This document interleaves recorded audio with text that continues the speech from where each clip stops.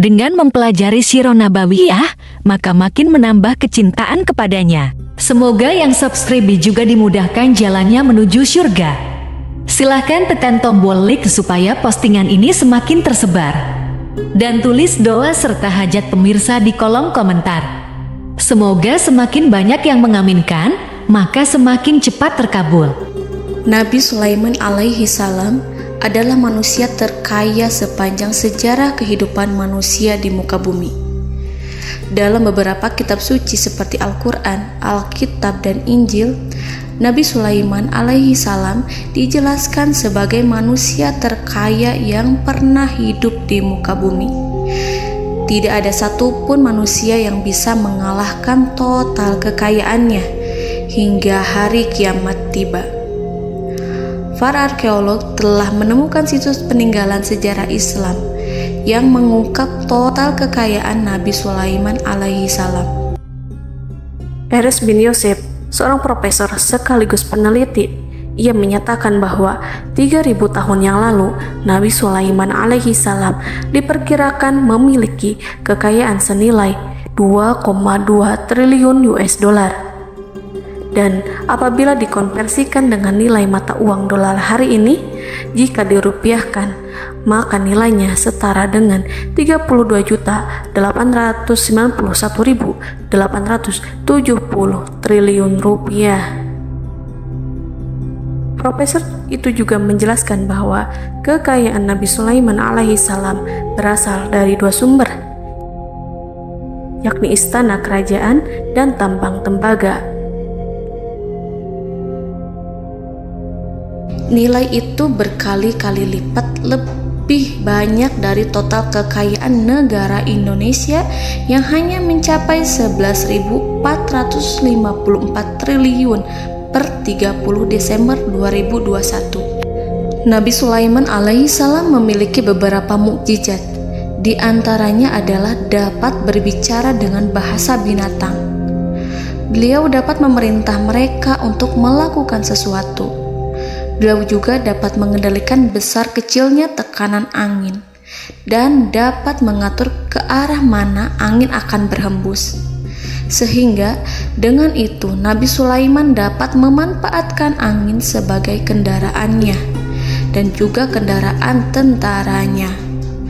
Nabi Sulaiman juga bisa melunakkan besi dan membentuknya menjadi pakaian perang yang anti tusukan senjata tajam. Nabi Sulaiman juga memimpin para jin. Mereka tunduk dan patuh pada perintah Nabi Sulaiman alaihi salam. Tidak hanya setan, iblis laknatullah yang merupakan makhluk pembangkang dapat dibuat tunduk bertekuk lutut pada perintah-perintah Nabi Sulaiman. Nabi Sulaiman bisa melakukan teleportasi, yaitu berpindah dari suatu tempat ke tempat yang lain dalam waktu singkat. Peristiwa itu dibuktikan dengan pemindahan singgasana Ratu Balqis atas perintah Nabi Sulaiman. Nabi Sulaiman dikenal sebagai raja yang adil dan bijaksana. Nabi Sulaiman diberkahi kecerdasan yang luar biasa untuk menyatu padukan segenap kekuatan yang Allah berikan kepadanya. Ia mengelola dan membawa kerajaannya menjadi kekuatan raksasa yang tak terkalahkan di masanya dengan segenap kemampuan yang dimilikinya. Tentara Nabi Sulaiman adalah tentara terkuat di bumi tanpa ada yang menandingi. Pertanyaan mendasar yang muncul kali ini adalah dari mana sumber kekayaan dan kekuatan Nabi Sulaiman alaihi salam? Untuk mendapat jawaban dari pertanyaan itu, simak video ini sampai akhir. Sebelum itu, mari bantu channel ini terus berkembang dengan cara subscribe dan nyalakan tanda loncengnya. Berikan komentar yang positif dan berikan like serta share video ini. Bismillahirrahmanirrahim. Sungguh kami benar-benar telah menganugerahkan ilmu kepada Daud dan Sulaiman. Keduanya berkata, segala puji bagi Allah yang melebihkan kami dari kebanyakan hamba-hambanya yang mukmin. Sulaiman telah mewarisi Daud dan dia berkata, wahai manusia, kami telah diajari untuk memahami bahasa burung dan kami dianugerahi segala sesuatu. Sesungguhnya semua ini benar-benar karunia yang nyata. Quran Surat An-Naml ayat 15-16. Saudara-saudaraku yang dirahmati Allah, pada ayat di atas disebutkan bahwa Sulaiman telah mewarisi Daud. Nabi Sulaiman mewarisi Nabi Daud dalam sisi kenabian dan kekuasaan, bukan mewarisi harta, karena para nabi tidak mewariskan harta. Sebab sepeninggalan mereka, harta para nabi menjadi sedekah bagi orang-orang yang ada di sekitarnya, yaitu orang-orang fakir dan orang-orang yang membutuhkan. Dan harta para nabi tidak dikhususkan bagi kalangan keluarganya. Rasulullah Shallallahu Alaihi Wasallam bersabda, "Kami para nabi tidak mewariskan."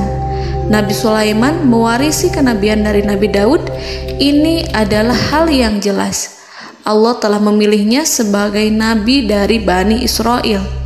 Begitu juga Allah telah memberinya kekuasaan kerajaan sehingga ia menjadi pemimpin Bani Israel.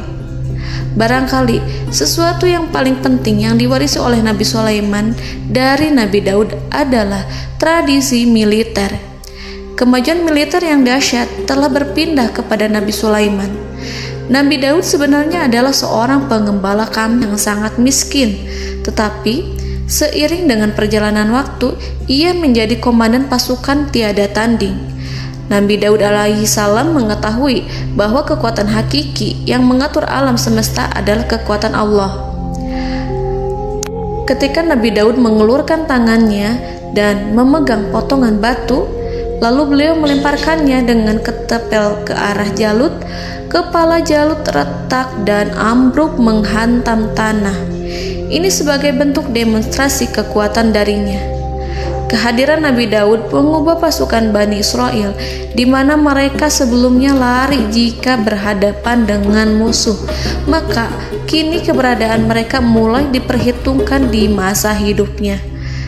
Nabi Daud mengalami peperangan yang sangat banyak, tapi Al-Quran tidak menceritakan secara terperinci. Hal itu dikarenakan karena Al-Quran adalah kitab dakwah di jalan Allah, bukan kitab sejarah. Al-Quran hanya menceritakan di dalam Al-Quran surat Shad ayat 20, "Dan kami kuatkan kerajaannya, kerajaan Daud." Ayat tersebut berarti bahwa Nabi Daud belum terkalahkan dalam peperangan yang diikutinya. Di samping dukungan yang Allah berikan kepadanya, juga pasukan dan rakyatnya, di mana mereka adalah orang-orang yang bertauhid, menyerahkan diri kepada Allah.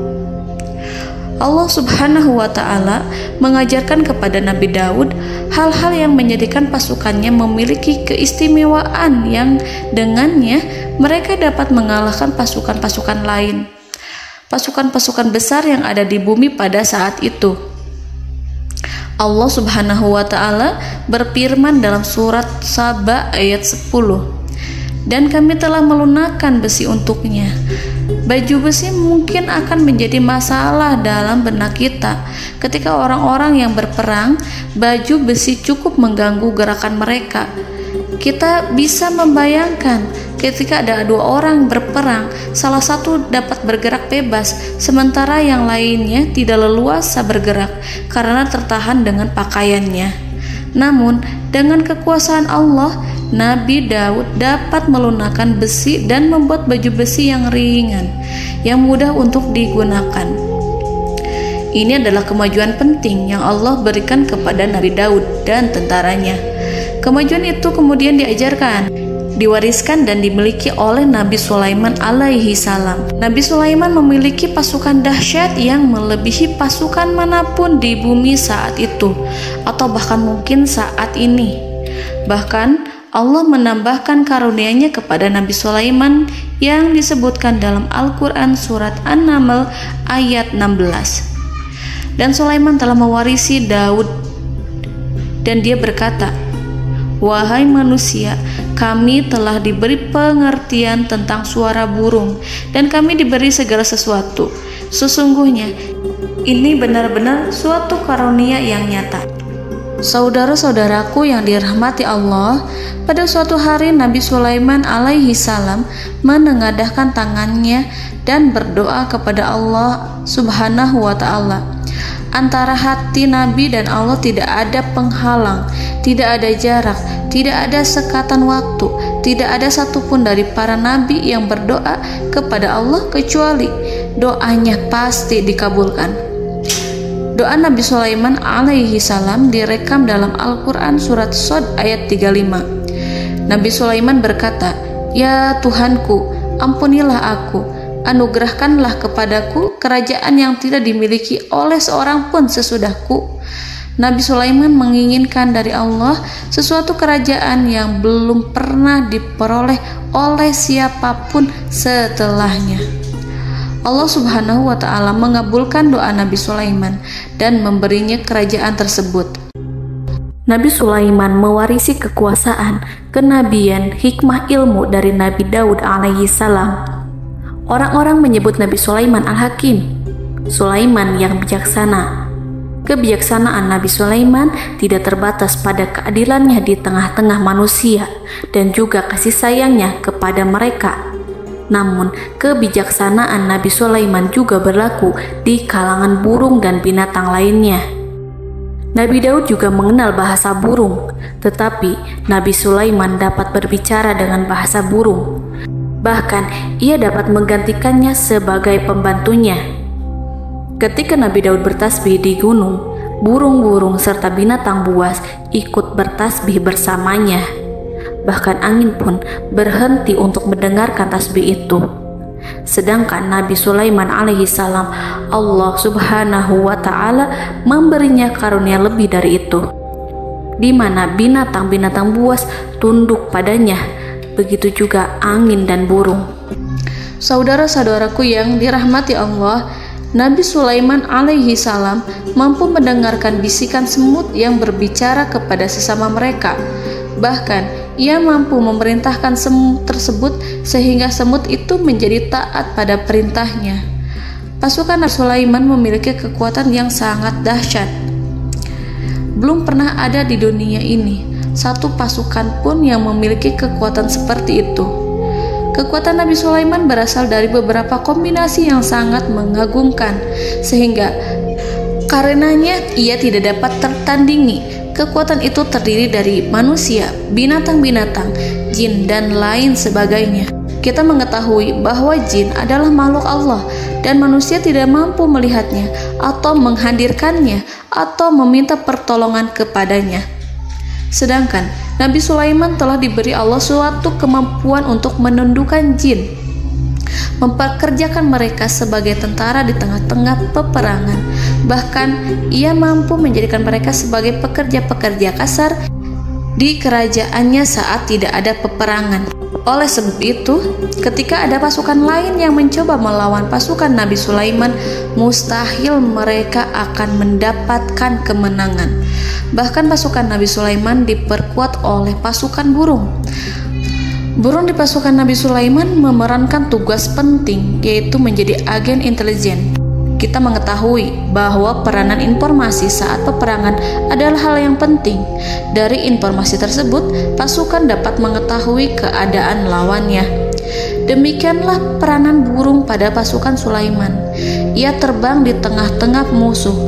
Kemudian, ia kembali kepada Nabi Sulaiman untuk menyampaikan berita tentang keadaan lawannya. Di samping jin dan burung, Allah juga menundukkan angin untuk Nabi Sulaiman. Nabi Sulaiman dapat memerintahkan angin dan ia mampu untuk menaiki angin tersebut. Dalam Al-Quran surat Shad ayat 36-40, Allah Subhanahu wa ta'ala berfirman, "Kami tundukkan kepada angin yang berhembus dengan baik menurut kemana saja yang dikehendaki Sulaiman. Dan kami tundukkan pula kepadanya setan-setan, semuanya ahli bangunan dan penyelam, dan setan yang lain yang terikat dalam belenggu. Inilah anugerah kami, maka berikanlah kepada orang lain atau tahanlah untuk dirimu tanpa perhitungan, dan sesungguhnya dia mempunyai kedudukan yang dekat pada sisi kami dan tempat kembali yang baik." Saudara-saudaraku yang dirahmati Allah, Allah Subhanahu wa Ta'ala juga memberikan kemampuan yang tak seorang pun dari para nabi mendapatkannya, yaitu kemampuan untuk memerintah setan. Setan adalah salah satu bagian dari jin. Ia adalah kelompok yang celaka dari bangsa jin. Kelompok ini sebenarnya tidak mampu dikuasai oleh manusia. Bahkan jin yang soleh tidak dapat mengatur setan. Adapun Nabi Sulaiman, Allah telah memberinya kekuasaan untuk menundukkan setan dan mempekerjakannya, bahkan mengikatnya dengan rantai serta menghukumnya jika ia menentang pada perintahnya. Setan membangun untuk Sulaiman istana-istana, patung-patung dan alat-alat perang. Bahkan setan-setan itu menyelam ke dasar lautan untuk mengeluarkan permata dan yakut untuk Sulaiman. Jika di antara setan yang menentang perintahnya, maka Nabi Sulaiman alaihi salam mengikatnya dengan rantai. Ini semua menunjukkan kekayaan Nabi Sulaiman dan kekuasaannya, di mana ia mampu mengatur banyak makhluk di bumi ini. Tentu saja, kemampuan itu semua adalah atas izin dari Allah Subhanahu wa Ta'ala sebagai mukjizat darinya. Allah Subhanahu wa Ta'ala berfirman dalam Al-Quran surat Saba ayat 12, dan sebagian dari jin adalah yang bekerja di hadapannya di bawah kekuasaannya dengan izin Tuhannya, dan siapa yang menyimpang di antara mereka dari perintah kami, maka kami rasakan kepadanya azab neraka yang apinya menyala-nyala. Para jin itu membuat untuk Sulaiman apa yang dikehendakinya, dari gedung-gedung yang tinggi, patung-patung, dan piring-piring yang besarnya seperti kolam, atau periuk yang tetap berada di atas tungku. Saudara-saudaraku yang dirahmati Allah, Nabi Sulaiman yang bijaksana adalah penguasa yang tak tertandingi di muka bumi.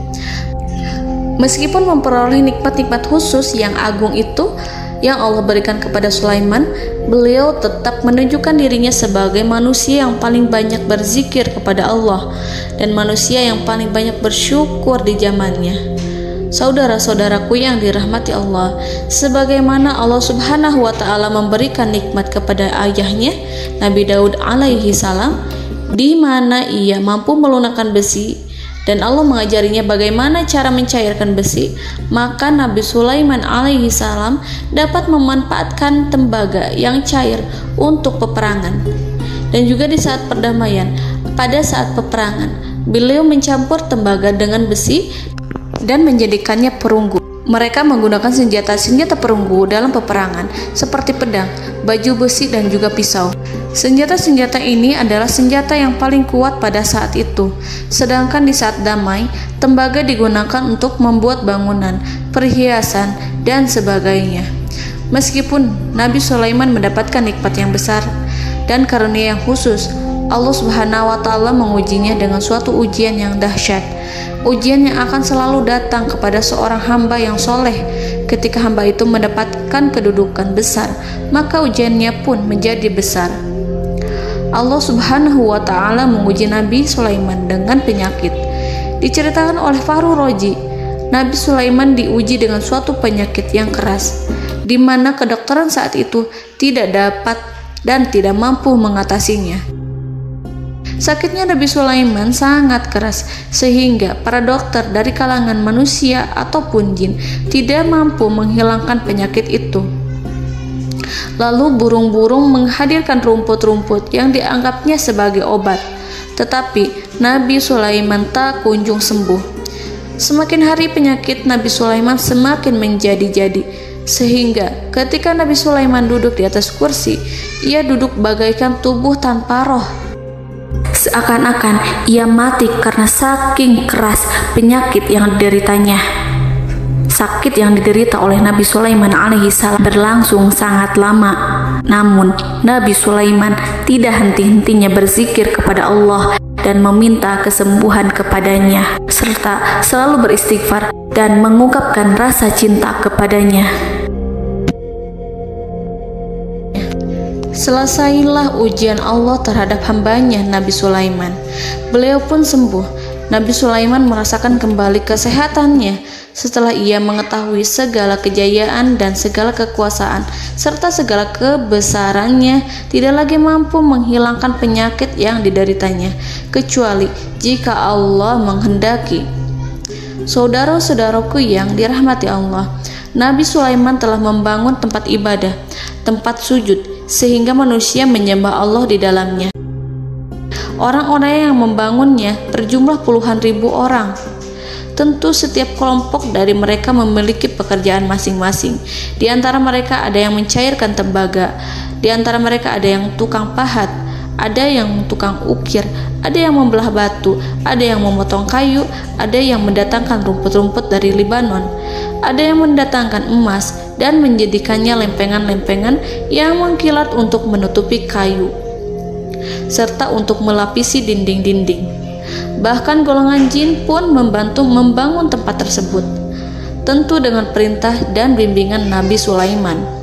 Mereka membuat patung-patung yang besar, membuat bejana yang besar untuk tempat makan para tentara dan pekerja, yaitu bejana seperti gunung. Karena saking berat dan besarnya, mereka juga membuat tempat-tempat minum yang besarnya seperti kolam. Nabi Sulaiman mengawasi para pekerjanya dan juga mengurusi masyarakatnya, di mana beliau mengenali problem mereka dan berusaha memecahkannya. Beliau juga mengawasi pasukan dari kalangan binatang dan burung. Beliau mengetahui apabila ada satu di antara mereka yang tidak datang, kemana ia pergi serta mengapa ia pergi. Nabi Sulaiman menguasai pengetahuan itu semua. Nabi Sulaiman bukan hanya mengetahui problem tentara-tentaranya dari kalangan manusia ataupun tentaranya dari kalangan burung, namun ia juga menunjukkan kasih sayang terhadap semut, di mana beliau mendengar bisikannya dan tidak suka untuk menginjaknya. Nabi Sulaiman selalu menundukkan kepalanya ke bumi sebagai bentuk rasa rendah diri dan syukur kepada Allah. Pada suatu hari, Nabi Sulaiman alaihi salam berjalan di depan tentaranya dan tiba-tiba ia mendengar suara semut yang berkata kepada temannya dari kalangan semut. Hal itu terekam dalam Al-Quran surat An-Naml ayat 18-19. Wahai semut-semut, masuklah ke dalam sarang-sarangmu agar kamu tidak terinjak oleh Sulaiman dan tentaranya, sedangkan mereka tidak menyadarinya. Nabi Sulaiman alaihi salam tersenyum mendengar itu dan ia berdoa, "Ya Allah, ya Tuhanku, berilah aku ilham untuk tetap mensyukuri nikmat-Mu yang telah Engkau anugerahkan kepadaku dan kepada kedua orang ibu bapakku, dan untuk mengerjakan amal soleh yang Kau ridhoi, dan masukkanlah aku ke dalam rahmat-Mu, ke dalam golongan hamba-hamba-Mu yang soleh." Saudara-saudaraku yang dirahmati Allah, meskipun Nabi Sulaiman mendapatkan kekuasaan dan memiliki tentara yang besar, namun beliau menunjukkan kasih sayang terhadap bangsa semut. Beliau mendengarkan bisikannya dan melihat semut yang ada di depannya.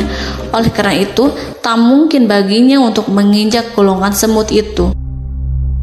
Nabi Sulaiman bersyukur kepada Allah telah memberinya nikmat, yaitu nikmat rahmat dan kasih sayang. Di samping itu, Nabi Sulaiman alaihi salam adalah orang paling kaya di dunia. Istananya terbuat dari kayu gaharu yang memiliki wangi harum. Istananya terbuat dari emas yang terkadang dari kristal. Beliau juga memiliki kursi besar yang terbuat dari emas dan permata. Istana Nabi Sulaiman merupakan istana yang paling besar di dunia. Nabi Sulaiman menggunakan pakaian dari emas dan permata. Meskipun demikian, Nabi Sulaiman tetap menunjukkan sebagai hamba yang berserah diri dan rendah diri di hadapan Allah Subhanahu wa Ta'ala. Nabi Sulaiman yang merendahkan diri di hadapan Allah, ia selalu sujud kepada Allah, sebagaimana ayahnya yang selalu bertasbih pada Allah. Nabi Sulaiman selalu melantunkan lagu-lagu cinta ilahi dan hanya memuji Allah Subhanahu wa Ta'ala. Pada suatu hari, Nabi Sulaiman alaihi salam mengeluarkan perintah kepada pasukannya untuk bersiap-siap. Kemudian, Nabi Sulaiman keluar dan memeriksa pasukannya satu demi satu. Kelompok yang pertama adalah kelompok manusia. Nabi Sulaiman memperhatikan kesiapan mereka. Lalu Nabi Sulaiman mengeluarkan perintah-perintah kepada mereka. Kemudian Nabi Sulaiman memeriksa kelompok jin dan menyampaikan perintahnya kepada mereka. Beliau memenjarakan jin yang tampak bermalas-malasan saat bekerja. Lalu beliau memeriksa binatang dan berkata kepada mereka, apakah mereka sudah makan dengan baik? Apakah mereka tidur dengan nyenyak? Apakah ada yang mengadu pada mereka, misalkan karena penyediaan makanan yang tidak layak? Apakah ada di sana yang sakit dan lain sebagainya?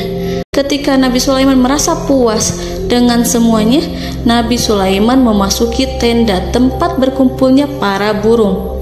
Nabi Sulaiman alaihi salam kemudian memasuki tenda tersebut, mengamati keadaan di sekitarnya, sehingga beliau mengetahui bahwa ada satu burung yang tidak hadir, yaitu burung hudhud. Mengapa aku tidak melihat burung hudhud? Burung-burung yang lain tampak terdiam sebagai penghormatan, dan mereka mendengarkan apa yang akan dikatakan pemimpin mereka. Nabi Sulaiman mengarahkan pandangannya pada semua burung dan tidak menemukan burung hudhud di antara mereka. Tak seekor burung pun yang mengetahui keberadaannya. Burung hudhud absen pada apel wajib kali ini. Nabi Sulaiman mulai menampakkan kemarahannya. Tiba-tiba, seekor burung kecil memberanikan diri untuk berkata kepada Nabi Sulaiman, "Wahai Nabi yang mulia, seharusnya hudhud ada bersamaku kemarin untuk melaksanakan tugas penyelidikan. Ia adalah pemimpin misi itu. Namun, burung hudhud belum datang. Oleh karena itu, aku tidak pergi bersamanya." Burung itu tampak gemetar.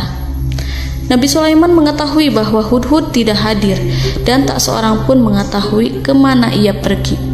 Burung hudhud pergi tanpa izin terlebih dahulu. Dalam keadaan marah, Nabi Sulaiman berkata, "Sungguh aku benar-benar akan mengazabnya dengan azab yang sangat keras, atau benar-benar menyembelihnya, kecuali jika ia benar-benar datang kepadaku dengan alasan yang jelas." Kawanan burung-burung mengetahui bahwa Nabi Sulaiman sedang marah dan telah menetapkan untuk menyiksa burung hudhud atau menyembelihnya, atau justru memaafkannya dengan syarat ia datang dengan membawa alasan yang dapat menyelamatkannya, atau dengan kata lain, burung hudhud dapat memastikan bahwa ia melaksanakan tugas yang penting. Nabi Sulaiman menunjukkan kemarahan yang besar sehingga siapapun akan merasa takut kepada Nabi Sulaiman yang marah. Nabi Sulaiman kemudian pergi dari tempat burung tersebut. Nabi Sulaiman masih memikirkan keadaan burung hudhud. Seharusnya burung hudhud menjadi bagian penting dari badan intelijen. Apakah ia pergi untuk menyingkap suatu, atau apakah ia pergi hanya untuk bermain-main? Nabi Sulaiman telah memperhatikan dan mengetahui bahwa burung hudhud adalah seekor burung yang cerdik dan juga fasih berbicara. Terkadang Nabi Sulaiman mendapati burung hudhud sedang bermain-main dan menunda-nunda pekerjaannya. Namun ketika Nabi Sulaiman melihatnya, burung hudhud memahami bahwa perbuatannya tidak benar. Oleh karena itu, ia tidak boleh menyampur adukan antara waktu serius dan waktu bermain. Tidak lama setelah itu, burung hudhud tiba di tempat para burung. Burung-burung yang lain berkata kepadanya, "Wahai hudhud, pergilah engkau ke tempat Nabi Sulaiman. Jika ia mengetahui bahwa engkau telah sampai, jiwamu benar-benar terancam." Mendengar itu, burung hudhud segera beranjak. Ia terbang menemui Nabi Sulaiman. Pada waktu itu, Nabi Sulaiman sedang duduk bersama tentaranya yang lain. Burung hudhud berdiri. Ia telah merencanakan untuk memulai pembicaraan dengan Nabi Sulaiman sebelum Nabi Sulaiman bertanya kepadanya kemana dia pergi. Ini sebagai bukti bahwa hudhud telah melaksanakan suatu tugas yang penting. Dalam Al-Quran Surat An-Naml ayat 22, burung hudhud berbicara, "Aku telah mengetahui sesuatu yang kamu belum mengetahuinya, dan kubawa kepadamu dari negeri Saba suatu berita penting yang diyakini seakan-akan burung hudhud hendak berkata, 'Aku adalah hudhud yang miskin, tapi aku mengetahui apa yang tidak engkau ketahui, dan aku telah datang kepadamu dari kerajaan Saba dengan membawa berita yang sangat penting.'" Nabi Sulaiman tampak terdiam menunggu hudhud menyelesaikan kisahnya. Dalam surat An-Naml ayat 23-24, burung hudhud berkata, Sesungguhnya aku menjumpai seorang wanita yang memerintah mereka. Dia dianugerahi segala sesuatu serta mempunyai singgasana yang besar. Aku mendapati dia dan kaumnya menyembah matahari selain Allah. Dan setan-setan telah menjadikan mereka memandang indah perbuatan-perbuatan mereka, lalu menghalangi mereka dari jalan Allah, sehingga mereka tidak mendapat petunjuk. Burung hudhud diam. Nabi Sulaiman merasa bahwa hudhud menunjukkan kepasihan lisannya.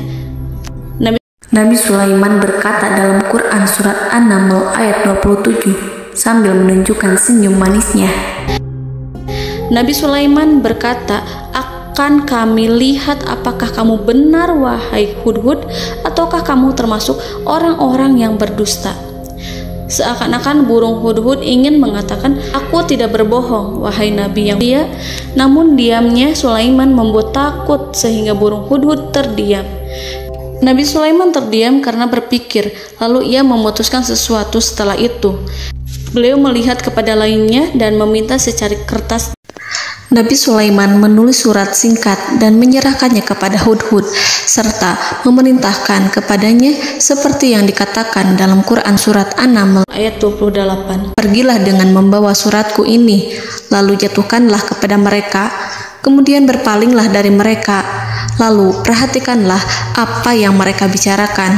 Al-Quranul Karim hanya menceritakan dalam Quran surat An-Naml bagaimana perginya hudhud dan bagaimana ia menyerahkan surat itu. Lalu Al-Quran langsung menyebut keadaan kerajaan Balqis yang saat itu sedang membaca surat di depan para pembesar kerajaan dan para menterinya. Dalam Al-Quran surat An-Naml ayat 29-31 berkatalah Balqis, "Wahai pembesar-pembesar, sesungguhnya telah dijatuhkan kepadaku sebuah surat yang mulia. Sesungguhnya surat ini dari Sulaiman, dan sesungguhnya isinya dengan menyebut nama Allah yang Maha Pengasih lagi Maha Penyayang, bahwa janganlah kalian berlaku sombong terhadapku, dan datanglah kepadaku sebagai orang yang berserah diri." Saudara-saudaraku yang dirahmati Allah, dalam surat tersebut Nabi Sulaiman menyebutkan supaya mereka menyerahkan diri dan tunduk kepada perintah Nabi Sulaiman. Nabi Sulaiman memerintahkan agar mereka meninggalkan penyembahan terhadap matahari. Nabi Sulaiman tidak mempersoalkan akidah mereka dan tidak memuaskan mereka dengan apapun. Nabi Sulaiman hanya memerintahkan bahwa ia berada di atas kebenaran. Bukankah ia didukung kekuatan yang berlandaskan keyakinan yang dimilikinya? Nabi Sulaiman hanya memerintahkan mereka agar tunduk dan patuh kepadanya. Ratu Sabak menyampaikan surat tersebut di tengah-tengah kaumnya. Dalam Quran surat An-Naml ayat 32 dijelaskan, "Dan berkatalah Balqis, wahai para pembesar, berilah aku pertimbangan dalam urusanku ini. Aku tidak pernah memutuskan sesuatu persoalan sebelum kamu berada dalam majelisku." Saudara-saudaraku yang dirahmati Allah, para pembesar istana Balqis menentang surat tersebut. Isi surat itu membangkitkan kesombongan kaum Sabak, di mana mereka merasa lebih kuat. Mereka mengetahui bahwa di sana ada seorang yang mencoba menentang mereka dan mengisyaratkan peperangan kepada mereka. Lalu ia meminta kepada mereka untuk memenuhi syarat-syaratnya sebelum terjadinya peperangan dan kekalahan. Dalam surat An-Naml ayat 33, mereka menjawab, "Kita adalah orang-orang yang memiliki kekuatan dan juga memiliki keberanian yang sangat besar dalam peperangan. Dan keputusan berada di tanganmu, wahai rajaku. Maka pertimbangkanlah apa yang akan kamu perintahkan." Saudara-saudaraku yang dirahmati Allah, para pembesar kaum Sabak seakan ingin berkata, "Kita siap untuk melaksanakan perang." Tampaknya ratu itu memiliki kebijakan yang lebih baik dari pembesar kaumnya. Surat Sulaiman itu membuatnya berpikir lebih jernih dan lebih berhati-hati. Ia berusaha sebisa mungkin menghindari peperangan. Ratu itu berpikir dalam tempo yang lama. Nama Sulaiman tidak diketahuinya dan ia pun belum pernah mendengarnya. Oleh karena itu, Ratu kaum Sabak tidak mampu mengetahui dan mendeteksi seberapa besar kekuatan Nabi Sulaiman. boleh jadi Nabi Sulaiman memiliki kekuatan yang dahsyat sehingga ia mampu memerangi kekuasaannya dan mengalahkannya. Kemudian ratu memperhatikan apa yang ada di sekelilingnya. Ia melihat kemajuan masyarakatnya dan juga kekayaannya. Barangkali ia mengira bahwa Nabi Sulaiman iri terhadap kemajuan dan kekayaannya itu, sehingga Nabi Sulaiman ingin menyerangnya. Setelah mempertimbangkan isi surat Nabi Sulaiman dengan cermat, Ratu Saba memilih untuk tidak bersikap ceroboh dan bodoh. Ratu lebih suka untuk menggunakan bahasa kelembutan. Ia mengirim kepada Nabi Sulaiman suatu hadiah yang besar. Ratu mengira bahwa Nabi Sulaiman seorang yang ambisius, yang boleh jadi ia telah mendengar tentang kekayaan kerajaan Saba. Para utusan pergi dengan membawa hadiah dari Ratu Saba. Ratu berharap agar mereka dapat memasuki kerajaan Nabi Sulaiman dan akan mengetahui kondisi kerajaannya. Saat mereka pulang, Ratu ingin mendengar secara langsung dari mereka tentang bagaimana keadaan kaum Nabi Sulaiman dan pasukannya. Setelah mendapatkan informasi yang cukup, maka Ratu Balqis dapat membuat sesuatu keputusan yang tepat. Ratu menyembunyikan apa yang terlintas dalam pikirannya, lalu ia berbicara kepada pembesar istananya bahwa ia dapat menyingkap niat jahat Raja Sulaiman melalui cara mengirimkan hadiah kepadanya. Ratu lebih memilih cara tersebut dan menunggu reaksi dari Nabi Sulaiman. Ratu berhasil memuaskan para pembesar istana, dan untuk sementara ia menghilangkan ide untuk berperang. Karena para raja jika menyerang suatu desa, maka pemimpin desa tersebut adalah orang yang paling banyak mendapatkan kehinaan. Akhirnya, para pembesar kaumnya merasa puas dengan pikiran Ratu Balqis. Saudara-saudaraku yang dirahmati Allah, dalam surat An-Naml ayat 34-35 dijelaskan, Ratu Balqis berkata, "Sesungguhnya raja-raja apabila memasuki suatu negeri, niscaya mereka akan membinasakannya dan menjadikan penduduknya yang mulia menjadi hina. Dan demikian pula lah yang akan mereka perbuat. Dan sesungguhnya aku akan mengirim utusan kepada mereka dengan membawa hadiah, dan aku akan menunggu apa yang akan dibawa kembali oleh utusan itu." Kemudian sampailah hadiah dari Ratu Balqis kepada Nabi Sulaiman.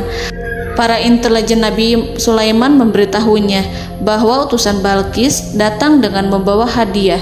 Nabi Sulaiman langsung mengetahui bahwa Ratu Balqis itu sengaja mengirim orang-orangnya untuk mengetahui atau untuk mendapatkan informasi tentang kekuatannya. Lalu setelah itu ia akan mengambil keputusan atau mengambil sikap kepada kerajaan Sulaiman. Nabi Sulaiman segera memanggil semua pasukannya untuk berkumpul. Utusan Balqis segera memasuki istana Nabi yang dipenuhi dengan pasukan yang besar bersenjata. Melihat itu, utusan Ratu Balqis tercengang dan terkejut ketika mereka melihat kekayaan yang mereka bawa tidak ada apa-apanya dibandingkan dengan kerajaan Nabi Sulaiman. Hadiah mereka tampak tidak berarti. Emas yang mereka bawa tampak tidak memiliki makna saat mereka memasuki istana Nabi Sulaiman yang terbuat dari kayu-kayu pohon gaharu yang mengeluarkan bau yang harum serta dihiasi dengan emas permata. Para utusan Ratu Balqis berdiri bersama Nabi Sulaiman dan menyaksikan bagaimana Nabi Sulaiman mengendalikan pasukannya. Kemudian mereka mulai berpikir tentang kekuatan dan kualitas pasukan Nabi Sulaiman.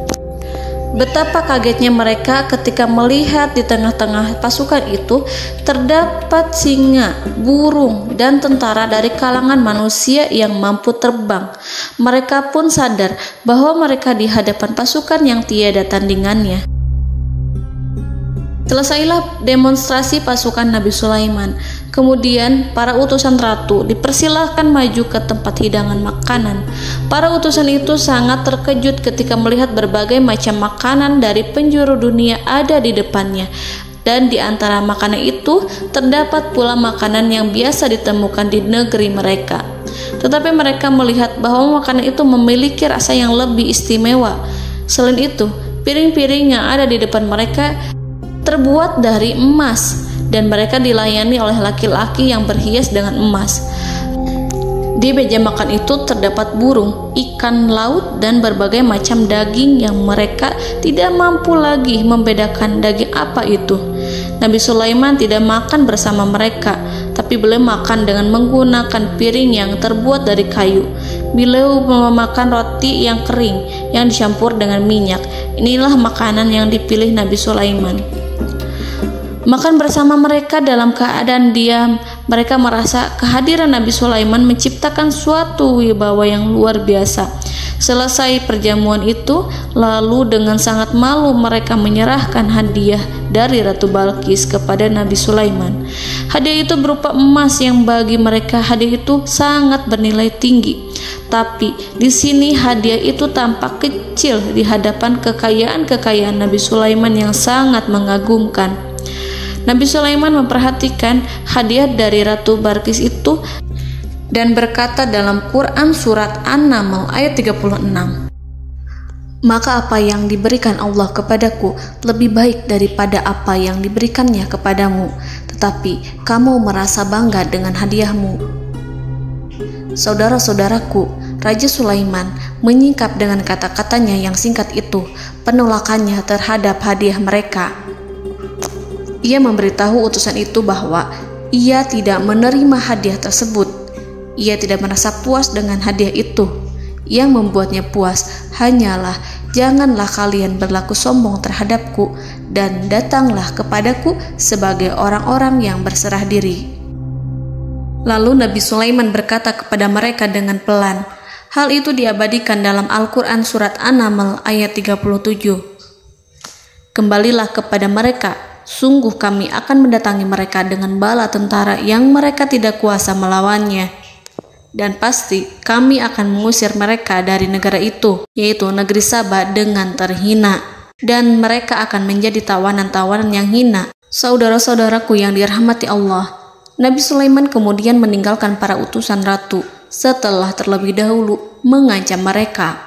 Para utusan itu berharap agar Nabi Sulaiman mau menunggu kunjungan Ratu Balqis yang akan membawa misi perdamaian.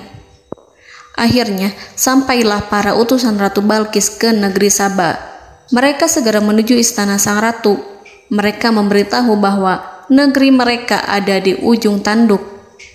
Mereka menceritakan kepada ratu tentang kekuatan Nabi Sulaiman dan tidak mungkin bagi mereka mampu melawannya. Mereka meyakinkan Ratu Balqis bahwa ia harus mengunjunginya dan melihat sendiri bagaimana kebesaran kerajaan Nabi Sulaiman. Kemudian Ratu Balqis menyiapkan dirinya untuk pergi menuju kerajaan Nabi Sulaiman. Nabi Sulaiman duduk di kursi kerajaan di tengah-tengah para pembesarnya dan para menterinya, serta para komandan pasukannya. Beliau berpikir tentang sosok Balqis. Nabi Sulaiman mengetahui bahwa Balqis menuju tempatnya. Balqis dikelilingi rasa takut. Nabi Sulaiman berpikir sejenak tentang bagaimana matahari disembah. Ia memikirkan bagaimana informasi yang diterima oleh intelijennya tentang kemajuan kerajaan Balqis dalam bidang kesenian dan ilmu pengetahuan. Nabi Sulaiman bertanya kepada dirinya sendiri, apakah kemajuan menjadi penghalang untuk mengetahui kebenaran? Apakah ratu itu senang dengan kekuatan yang dicapainya? Dan ia membayangkan bahwa kekuatannya adalah segalanya. Dengan kemajuan yang dimilikinya, Nabi Sulaiman ingin membuat kejutan agar ratu mengetahui bahwa Islam yang diyakini oleh Nabi Sulaiman adalah satu-satunya yang mampu mendatangkan kemajuan dan kekuatan yang hakiki, sehingga ia dapat membandingkan antara keyakinannya dalam menyembah matahari beserta kemajuan yang dicapainya dengan keyakinan Nabi Sulaiman beserta kemajuan yang diraihnya. Saudara-saudaraku yang dirahmati Allah, para mata-mata Nabi Sulaiman telah memberitahunya bahwa hal yang sangat disegani dan dikagumi oleh kaum Balqis adalah kerajaan Saba, yaitu singgasana Ratu Balqis. Singgasana itu terbuat dari emas dan batu delima. Singgasana tersebut dijaga oleh penjaga yang sangat disiplin, di mana mereka tidak pernah lalai sedikit pun. Oleh karena itu, sangat tepat apabila Nabi Sulaiman menghadirkan singgasananya di sini, di kerajaannya. sehingga ketika ratu tiba, maka ia dapat duduk di atasnya. Nabi Sulaiman ingin membuat kejutan kepadanya dan menunjukkan bahwa kemampuannya tersebut yang berlandaskan pada keislaman.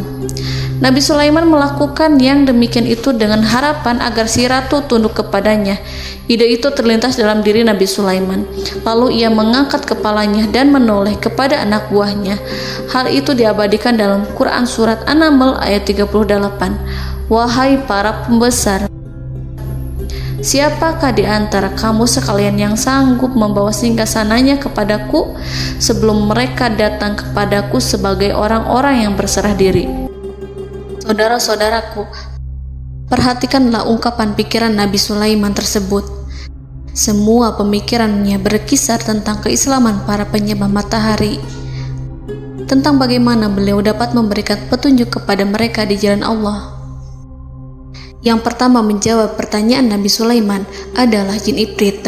Dalam Quran Surat An-Naml ayat 39, berkatalah Ifrit yang cerdik dari golongan jin, "Aku akan datang kepadamu dengan membawa singgasana itu sebelum kamu berdiri dari tempat dudukmu. Sesungguhnya aku benar-benar kuat untuk membawanya, lagi dapat dipercaya."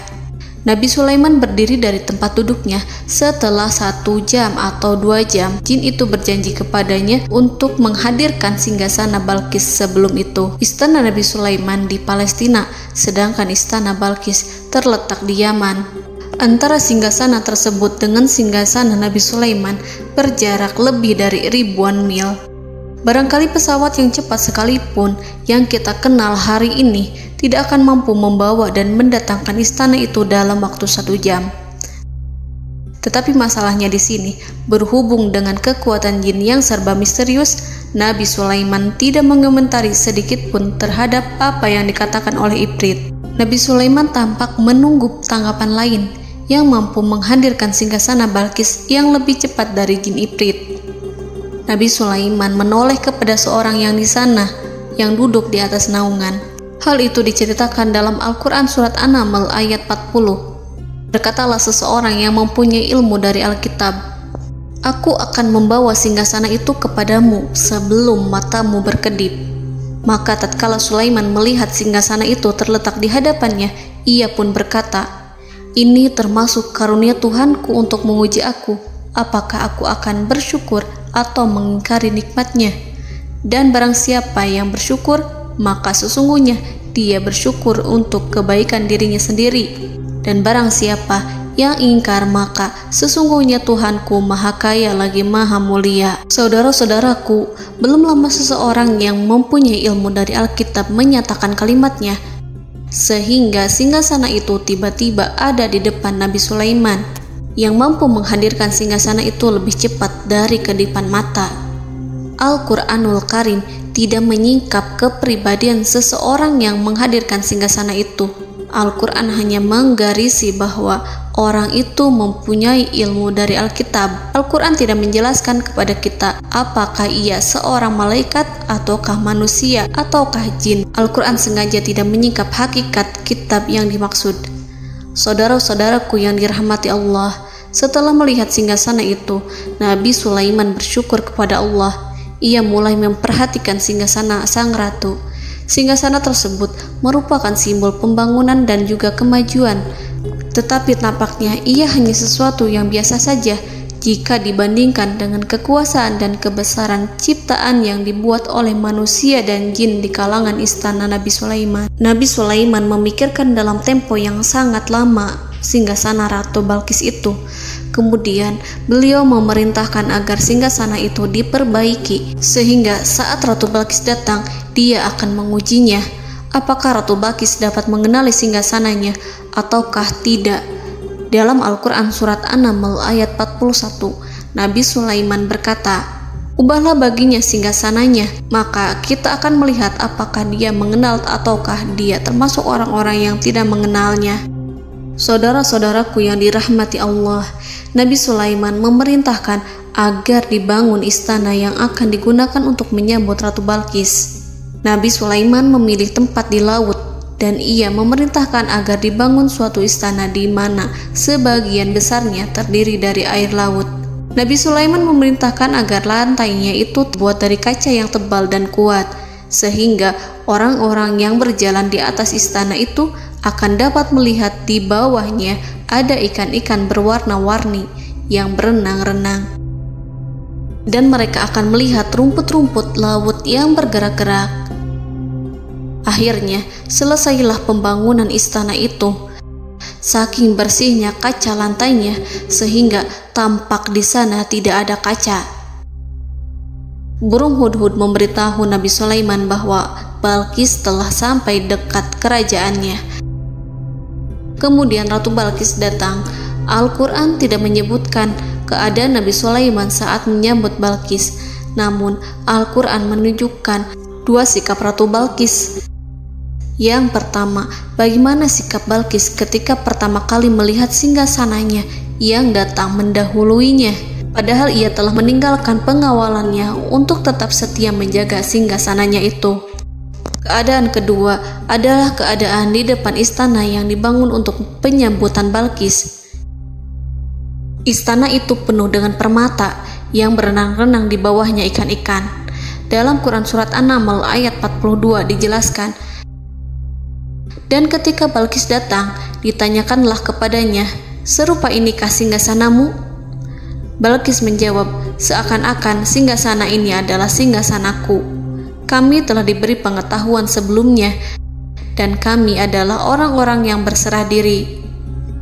Saudara-saudaraku, pada dialek di atas, Balqis melihat singgasananya dan ia tercengang saat mengetahui bahwa itu adalah singgasana miliknya. Namun kemudian ia mulai ragu karena melihat tidak sepenuhnya itu singgasana miliknya. Jika itu benar-benar miliknya, lalu bagaimana ia datang mendahuluinya? Dan bila bukan singgasananya, maka bagaimana Sulaiman dapat meniru sepersis dan seteliti itu? Padahal Sulaiman tidak pernah sekalipun ke kerajaannya. Nabi Sulaiman berkata saat melihat Balqis mengamati singgasananya, "Apakah ini singgasanamu?" Balqis terlihat sangat kebingungan, namun setelah itu ia menjawab, "Sepertinya benar." Nabi Sulaiman berkata, "Kami telah diberi ilmu sebelumnya dan kami sebagai orang-orang muslim." Saudaraku yang dirahmati Allah, melalui pertanyaan Nabi Sulaiman ingin mengisyaratkan kepada Balqis agar ia membandingkan antara keyakinannya beserta ilmu yang dicapainya dengan keyakinan Nabi Sulaiman yang muslim beserta pengetahuan yang telah diraihnya. Penyembahan terhadap matahari dan pencapaian ilmu yang dicapai oleh Ratu Balqis tanpa tidak ada apa-apanya dibandingkan dengan ilmu Nabi Sulaiman dan keislaman. Nabi Sulaiman telah mendahuluinya dalam bidang ilmu karena keislamannya. Karena itu, sangat mudah baginya untuk mengungguli Balqis dalam ilmu-ilmu yang lainnya. Demikianlah yang disyaratkan dalam pertanyaan Nabi Sulaiman kepada Ratu Balqis. Ratu Saba itu mengetahui bahwa ini adalah singgasananya, di mana singgasana itu datang lebih dahulu daripada dirinya. Beberapa bagian darinya telah diubah saat Balqis masih di perjalanan menuju ke tempat Nabi Sulaiman. Ia berpikir kemampuan apa yang dimiliki Nabi Sulaiman. Ratu Balqis tercengang melihat apa yang disaksikannya, yang berupa buah dari keimanan Nabi Sulaiman dan hubungannya dengan Allah Subhanahu wa Ta'ala. Sebagaimana Balqis juga tercengang ketika melihat kemajuan di bidang ilmu pembangunan, seni, dan ilmu-ilmu yang lainnya. Maka ia tidak lebih kagum lagi saat melihat hubungan yang kuat antara keislaman Nabi Sulaiman dengan ilmunya serta kemajuan yang diraihnya. Dalam Al-Quran Surat An-Naml ayat 43 dijelaskan, dan apa yang disembahnya selama ini selain Allah mencegahnya untuk melahirkan keislamannya, karena sesungguhnya ia terdahulu termasuk orang-orang yang kafir. Saudara-saudaraku yang dirahmati Allah, berguncanglah dalam benak Balqis ribuan hal ketika melihat keyakinan kaumnya runtuh di hadapan Nabi Sulaiman. Ia menyadari matahari yang disembahnya hanya merupakan ciptaan Allah, dan Allah lah yang menggerakkannya untuk hamba-hambanya. Lalu terbitlah matahari kebenaran dalam dirinya. Hatinya diterangi oleh cahaya baru yang tidak akan tenggelam seperti tenggelamnya matahari. Masa keislamannya hanya menunggu waktu. Ratu Balqis memilih waktu yang tepat untuk mengumumkan keislamannya. Allah Subhanahu wa Ta'ala berfirman dalam Quran Surat An-Naml ayat 44. Dikatakan kepadanya, masuklah ke dalam istana. Maka tatkala ia melihat lantai istana itu, dikiranya kolam air yang besar dan disingkapnya 2 betisnya. Berkatalah Sulaiman, sesungguhnya ia adalah istana licin yang terbuat dari kaca.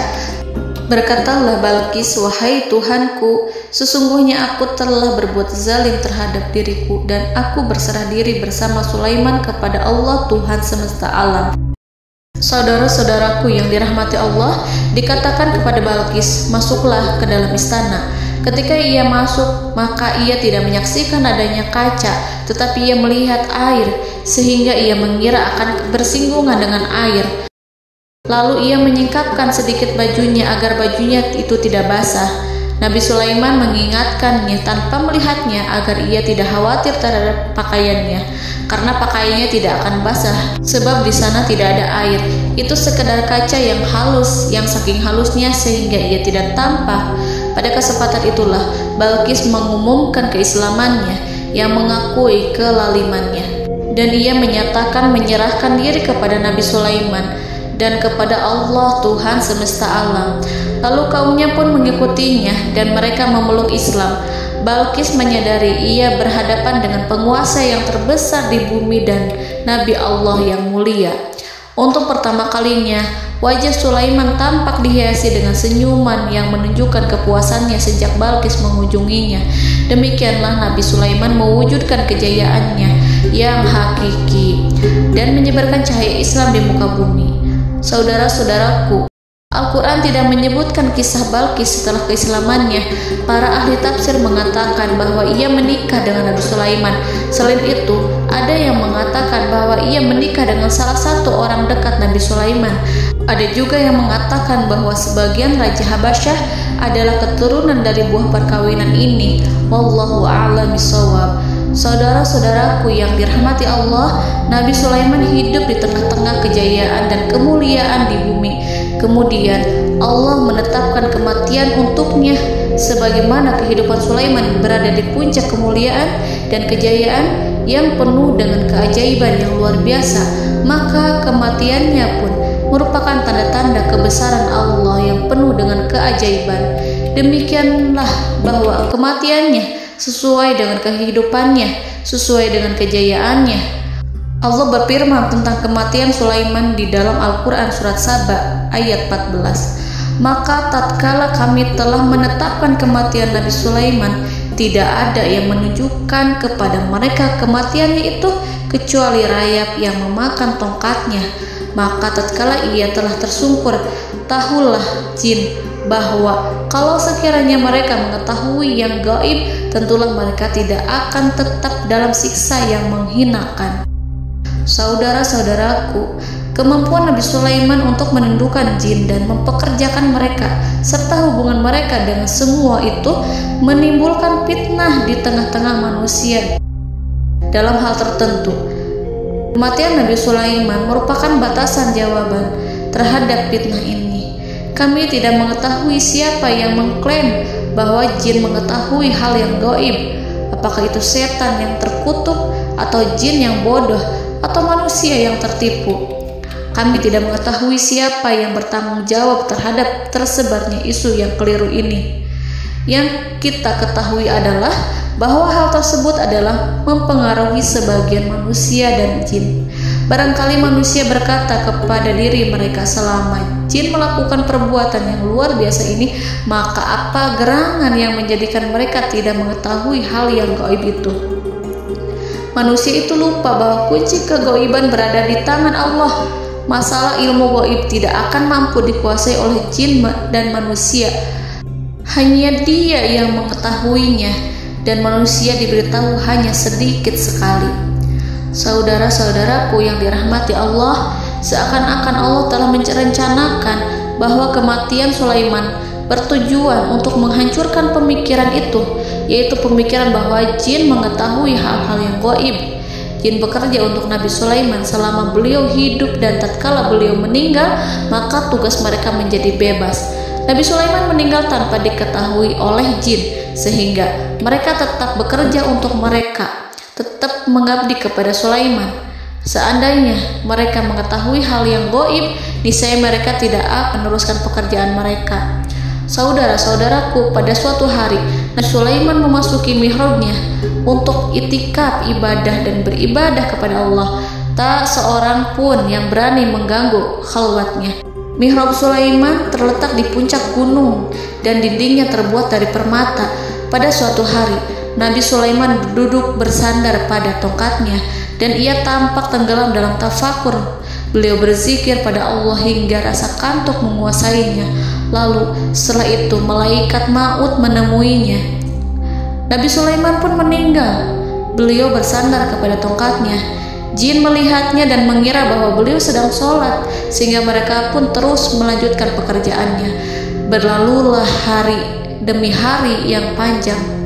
Datanglah rayap, yaitu semut kecil yang memakan kayu. Hewan itu mulai memakan tongkat Nabi Sulaiman. Rayap itu tampak lapar. Sebagian dari tongkat Nabi Sulaiman dimakan beberapa hari oleh rayap itu. Ketika yang dimakannya semakin bertambah, maka tongkat itu pun menjadi rusak dan kemudian jatuh dari tangan Nabi Sulaiman alaihi salam. Tubuh mulia itu kehilangan keseimbangan dan kemudian jatuh terhempas di bumi. Tatkala tubuh suci itu tersungkur, maka manusia segera menuju ke arahnya. Mereka menyadari dan mengetahui bahwa Nabi Sulaiman telah meninggal dalam waktu yang lama. Jin menyadari bahwa mereka tidak mengetahui hal yang gaib, dan manusia pun mengetahui hakikat ini. Seandainya jin mengetahui hal yang gaib, niscaya ia tidak akan meneruskan siksa yang hina. Mereka tidak akan bekerja kepada Sulaiman. Demikianlah Nabi Sulaiman alaihi salam meninggal dalam keadaan duduk dan sholat di mihrabnya. Lalu berita itu tersebar bagaikan api di bumi. Manusia, burung, dan binatang buas mengantarkan jenazah Nabi Sulaiman. Sekawanan burung tampak sedih dan menangis. Semua makhluk bersedih. Akhirnya tak seorang pun mengetahui bahasa burung di bumi. Meninggallah seorang yang memahami pembicaraan burung, binatang-binatang, jin, dan lain sebagainya. Burung-burung itu berkata, betapa beratnya kehidupan di tengah orang-orang yang tidak mengetahui pembicaraan kita. Allahu a'lam.